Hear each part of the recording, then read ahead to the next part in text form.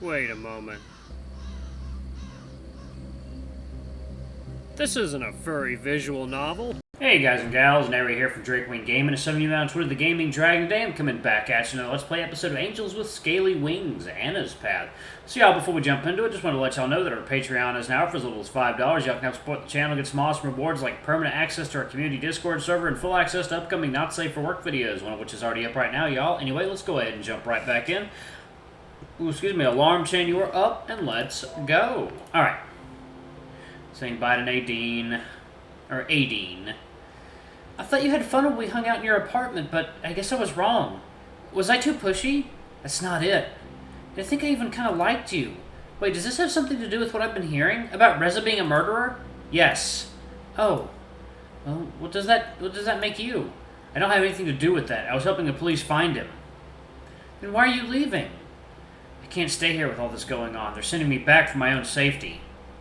Fine. It was nice to get to know you a little, at least. Likewise. I think I should be going now. Goodbye, Keegan. Goodbye, Adine. I remember her. It was a witness from Reza's first murder. Did you know her? Oh, I see.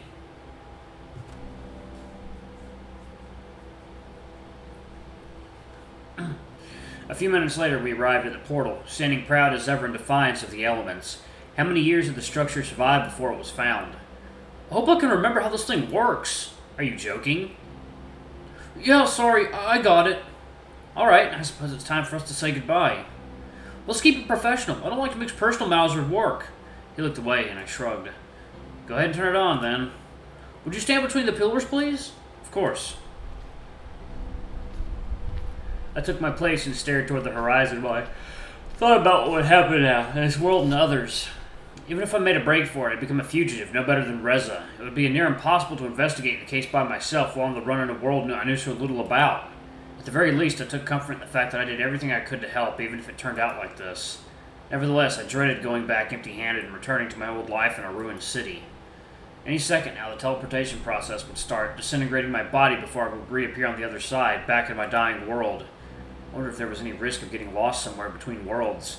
We didn't really know how the portals worked, after all. Maybe I would be flung somewhere else in space-time, or it might affect my body in some way.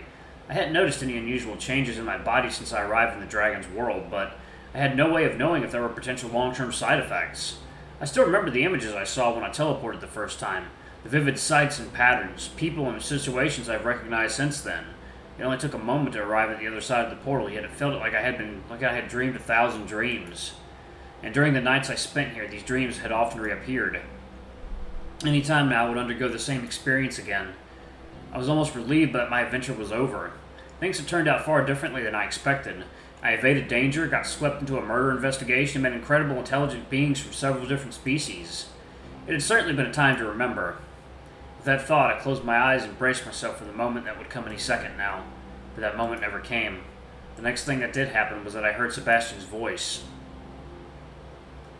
It's not working! Are you joking again? No, really, it's not working! Wait, what's this? Huh? It's broken! Can you fix it? I don't think so. This doesn't look like a simple act of vandalism. It looks like some parts were torn out. I guess that means I'm not leaving, huh? Not yet, at least. Well, what do we do now? Let's head back. Chief has to know about this right away. We're back at the ministry before long. Sorry about that, y'all. I just woke up. Emma and Bryce were still outside as Remy approached the two of them. Here are the case files, Emma. Why, thank you. Keegan and an officer? What's this about, Emma? So, you know, coffee time.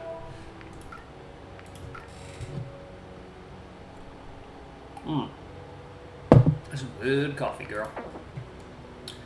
That is what I would like to know. Please, officer, enlighten me. Why has my order not been carried out? The portal is broken. It's broken? Yeah, it looks like someone tampered with it and stole parts. I couldn't even get the interface to turn on. We'll check it out once I'm done here.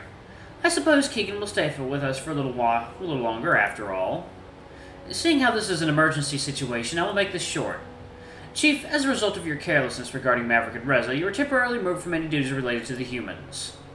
Given these dangerous times, you will instead serve as my personal escort until further notice.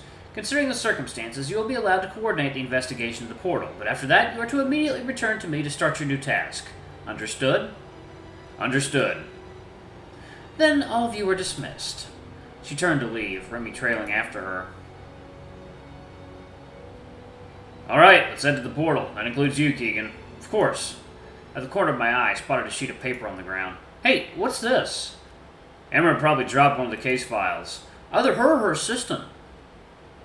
You better bring that to her. Sebastion and I should hurry to the portal. Meet us there afterwards, okay? Sure. I picked up the sheet and started reading. It was about what had happened when I met Reza at the portal. Of course, it didn't say anything I didn't already know. As I walked up the stairs, I wondered if it was okay for an unauthorized person to enter the building. I knew about the place when I worked there. I did have an important document that was going to be missed, so I walked inside, only to be greeted by an empty lobby. Luckily, there were some signs directing me to Emira's office. It didn't take long to find it. I heard voices when I approached the door. By the way, what happened to the scroll you brought me this morning? The last time I saw it, it did not have that tear. I dropped it. Tell me something new for once. Okay, someone else dropped it. Am I supposed to believe that? Remy, are you aware of how much this costs? Repairing and replacing artifacts is not cheap. I'm afraid we'll have to deduct this from your wage again. Oh, I see. You are not doing this on purpose, are you? Of course not. You've been working for me for a long time now. I expected you to learn at some point, but you are very resistant to do so. Not wanting to listen to this any longer, I decided to knock. There were a few seconds of silence. Please, come in. I only opened the door long enough to hand Remy the sheet of paper. I think he dropped this outside. After I closed the door and started to walk away, I heard the voices resume. This was from one of the case files you requested. You must have dropped it. Then why was it left outside? As my assistant, you should have paid more attention. If this got into the wrong hands, someone could get into trouble.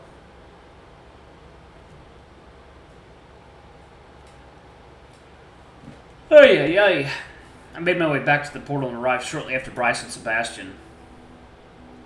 Well, I can confirm it's not turning on. I told you that already. I just wanted to make sure. You really think it would still work with a chunk ripped out of it? Hey, I'm not an engineer. We don't know how the portal works. It was worth another try. There you are, Keegan. What do you make of this? I'm afraid I don't know any more than you do. I'm not an engineer either. In that case, we should start thinking about the who and when. There are patrols assigned to the portal and surrounding area day and night. If someone tampered with the portal, they must have seen something. Today's day patrol didn't notice anything unusual, though. But, coffee time.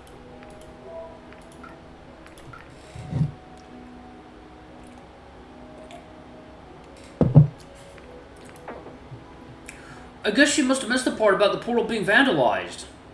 It'd be easy to overlook. It's a small part of the machine, and it's not like she was expected to check every square inch of it with each lap around the area.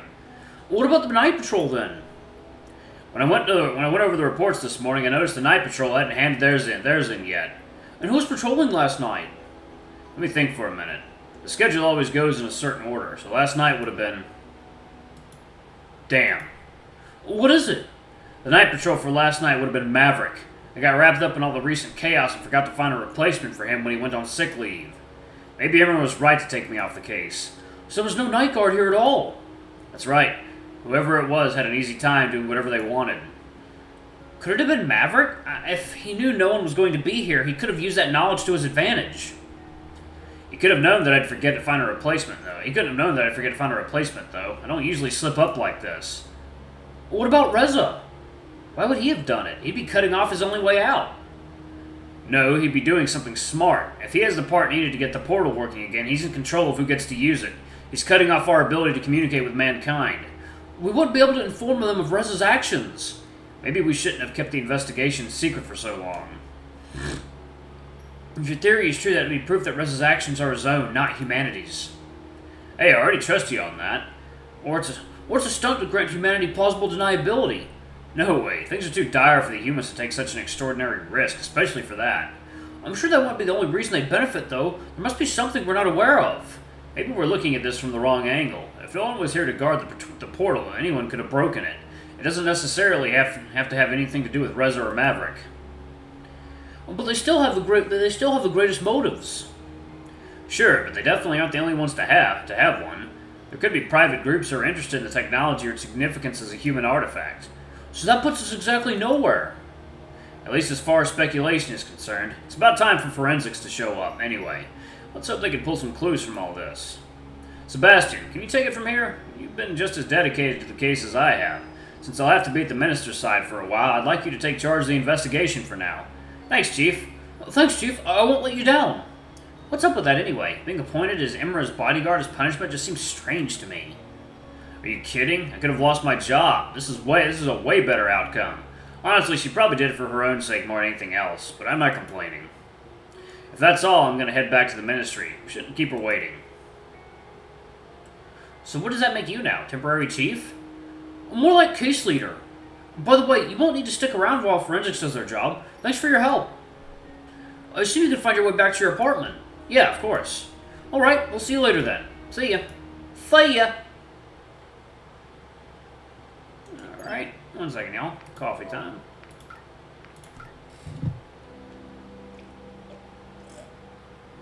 Last few minutes, baby. Let's make it count. I considered spending my free time roaming the town, but decided that it would be best to keep myself out of the spotlight. After cooking myself a rudimentary meal, I considered picking up another book when the doorbell rang. Oh my. Is it gonna be? Oh, okay, never mind. Hey, Keegan. Hey, Sebastion. Do you need my help again? We're just a small-town police department. With Bryce removed from the case, our resources are thinner than ever. I understand. So what do you have for me? First up is the primary witness in the latest murder. The victim's colleague, Anna. She was the one who found his body. A few things have changed since this morning, as we've gotten some additional information from forensics that warrants further questioning. She can be found in the production facility. You seem interested in that underground building found near the portal. I realize you might actually be able to help us with that. Since it's suspected to be of human origin, your opinion would be greatly appreciated. I guess I should add archaeologist to my resume. Maybe human matters consultant would be more appropriate. Do you really think it's okay for me to tamper with your priceless discoveries? Oh, you wouldn't actually go there in person. I just want you to take a look at the collected information in the archives and give us your opinion. Besides, no one is allowed to visit at the moment. The building is old and unstable, and there's a danger of it collapsing or flooding. Obviously, we don't want either of those happening. Flooding? Yes, the whole building is underground, and we've determined that there is a rather large pocket of water surrounding it. Any kind of disturbance could endanger everything and everyone inside. I see. We also located another witness for the latest murder. A store clerk reported seeing and hearing something, so it's probably worth it to ask him a few questions. Got it. Here are all the details. Visit me in the department once you're done. Sure thing. It was interesting that they still relied on me for their investigations, even after they tried to send me back to my world. I didn't expect them to allow me to help with police matters after everything that had happened. Now that the possibility of sending me back was eliminated, the advantages of having me on their side apparently outweighed the risks. Though I had to wonder who would have to be more careful from now on. Should do visit production facility. Go get your girl, man. Go get your girl, man. Yeah. And it is a little snooty for my taste, but you know what? Whatever. Visit the store. Oh, hey, Keegan. Lorem, what are you doing here? I'm just fetching some equipment for my roommate. He's in the middle of an experiment. He really needs his stuff. He sounded very emotional, which is very unusual for him. Sounds like it's serious. And you're here for the important human business, I bet. Sure. And by the way, how about I invite you to our place sometime? There's another thing you could help me with. What is it? I'd like to make some pictures of you. Okay. I want to use them as references for the humans in my game. I see. Well, I can't promise anything right now, but I'll keep it in mind. Great. Thanks. I should really get going before my roommate blows up the apartment. Sure. Take care. You too. You should be the right place. Hey, Keegan. I didn't even call you about the tests yet. To what do I owe the honor? I have a few questions about the murder of your colleague. Is that so? Why do you get to go around asking questions like that? Is it a matter of human interest? Alright, y'all, I'm going to go ahead and pause it right there. Thank y'all so much for watching. Don't forget to like, comment, subscribe, ring that notification bell, and check out our Patreon if you can. It always helps. Anyway, I love you all, and I'll see you in the next video. Bye-bye!